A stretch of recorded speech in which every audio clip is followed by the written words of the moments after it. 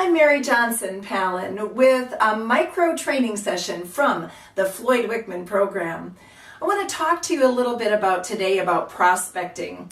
You know, it's tough to get ourselves to get out there and make those conversations, those calls, but I've got a few tips for you today that should make it a little bit easier. You know, our job really, if it was just to go on appointments, that'd be pretty easy, wouldn't it? It's scheduling those appointments, getting those appointments. It's probably the difference between those people that make it in this business and those people that don't.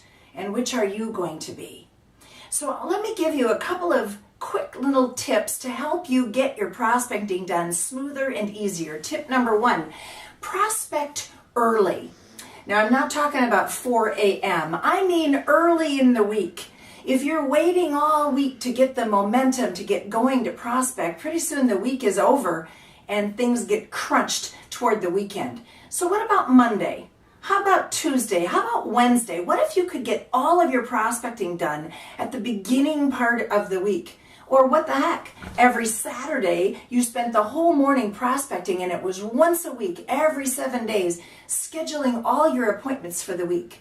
So that's my first key, is get your prospecting time scheduled, get it into a routine, and do it early in the week. My second tip is to prospect together. You know, if you're trying to do it all by yourself and you show up to your office to prospect, in all likelihood, there's a whole lot of people doing other things instead of prospecting at the same time you are. So what makes it more fun, what will help you get that prospecting done, is to find a partner. Prospect together. They don't even have to be in the same building if they were prospecting at the same time. Tip number 3, don't pause between calls.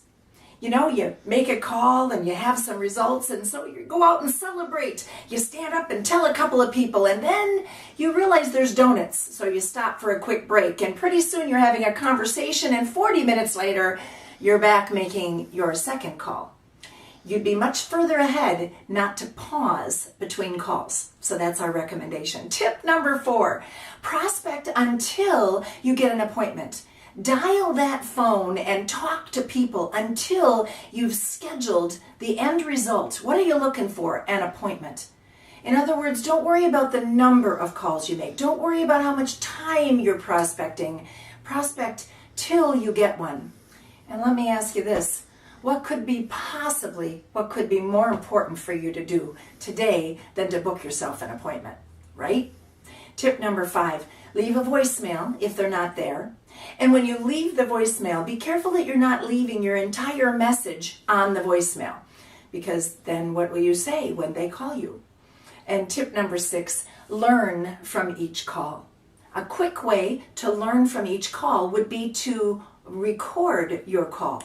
If you record call number 1, have the conversation, make the call, and then right before you dial the call number 2, listen to that number 1 recording.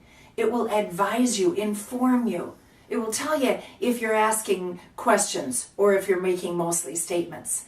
It'll remind you, oh, cheer up my voice by smiling. So learn from each call, and each call will become more effective.